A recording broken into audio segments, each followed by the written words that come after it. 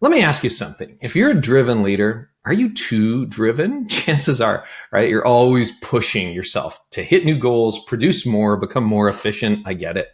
But what you don't realize or may not realize is that drivenness can easily slide into toxic productivity. Don't get me wrong.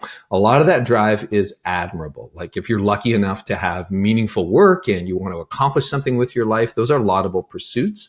And yes, your life and leadership will improve significantly when you become more efficient, more productive, and organized. But too much of a good thing can actually become a bad thing. Even productivity, right? It can turn toxic. So here's the question. Do you exhibit any of these 9 signs of toxic productivity? Let's find out.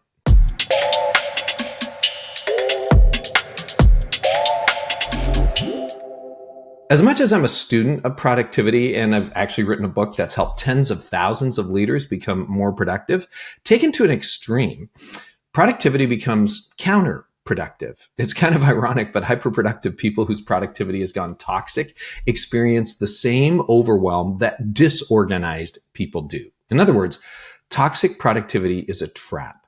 So you think you're going to solve a problem, but by over applying productive strategies, you end up making yourself less productive. So how do you know that your productivity has turned toxic? Well, here are 9 signs. Let's see if any of them are recognizable in your leadership or someone you care about. Sign number 1, you can't take a break. Okay, this is what I learned the hard way. Leaders who never take a break end up breaking. If everything in your life has become about being more efficient and more productive, that means you can end up spending all of your waking hours working. Now, the problem with that, of course, is that you are not designed to work all day, every day, and never get a break. Studies show that taking breaks actually makes you more productive and increases both your job and life satisfaction. Sign number 2, you have no hobbies or life. Another sign you're struggling with toxic productivity is you don't have a hobby. And really, most people would say, I don't think you have a life for that matter. And no, taking a break from work to watch Netflix, YouTube, or TikTok is not a hobby, okay? By definition, a hobby both costs you time and money, and it should also take your full focus. If you can't answer the question, what's your hobby, in 3 seconds or less, you probably don't have one. Far too many leaders I know don't have a hobby and no life outside of work, and that's a cost not worth paying. Sign number 3, you work because you can, and you almost always can. So thanks to phones and laptops, work now follows you everywhere you go. You used to have to go to the office to do the work. Now the office goes to you everywhere you go. And because you can work, you do. Microsoft recently wrote a post about like the infinite workday, right? That's what you have, an infinite workday. It never stops. For a lot of leaders, it's because you can work anywhere. You can't seem to stop working or even stop thinking about it. It becomes an obsession. So here's the thing. When you're always on, it's only a matter of time before your energy, focus, and joy start to run low.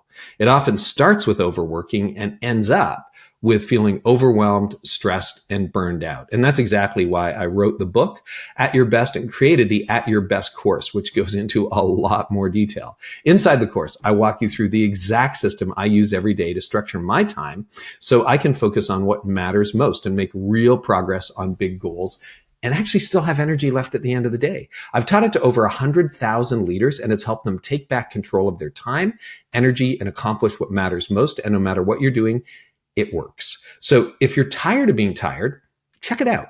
Click the link below this video to check out the course and start turning things around.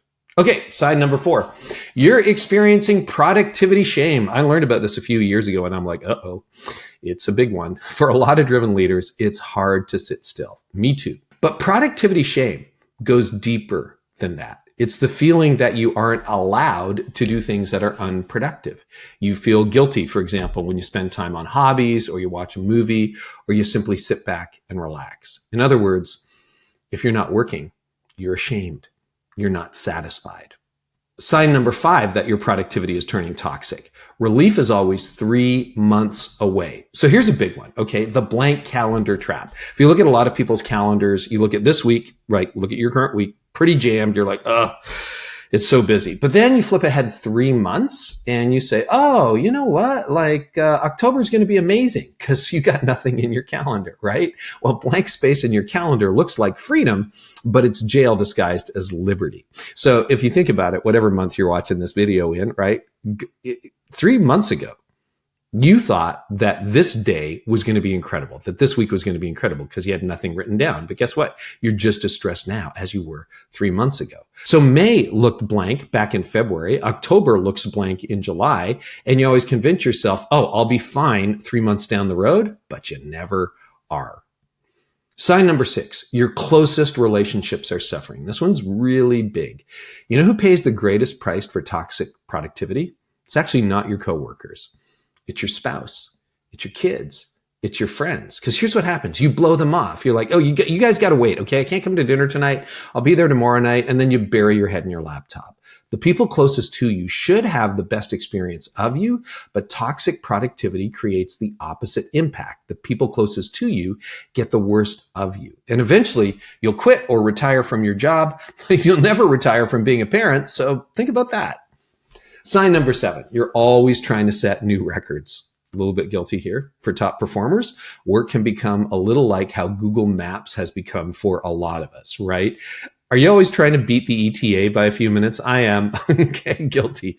Productivity turns toxic when you're never satisfied with your progress. It always has to be faster, better, more efficient. And what's worse, that's the kind of behavior that gets rewarded. Workaholism is the most rewarded addiction in America. If you drink too much, you get fired. If you work too much, you get a raise and a promotion.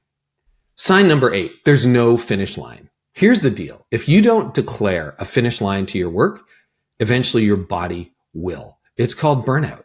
Every day could have been more productive, right? Every task could be more optimized. You could always do more, but if there's no finish line, you're going to end up in trouble. So the thing is, you got to draw a finish line to your workday, a finish line. If you're in a busy season, maybe you're doing a really big project, there's got to be something on the calendar that says the craziness ends here. And finally, sign number 9, you're still overwhelmed. This is the final sign. Toxic productivity never leaves you feeling satisfied. It leaves you feeling overwhelmed. Healthy productivity has a finish line. It leads to a full life, not just a full schedule. It allows you to sleep at night, to take a real vacation, to work out, to spend time with your family, to develop a hobby, and still get things done at work, maybe more done at work. If your productivity doesn't leave room for joy, rest, and real relationships, it's time to reassess. So there you have it. 9 signs your productivity might be turning toxic. Remember, being productive isn't the problem. It's when productivity becomes your identity, like your self-worth, your security. That's when it goes toxic. The goal of productivity is not to crush more tasks. It's to live a meaningful, sustainable human life. Now, if this has helped you, share it with your team, subscribe for more content like this, and maybe, just maybe, take a break. You've earned it.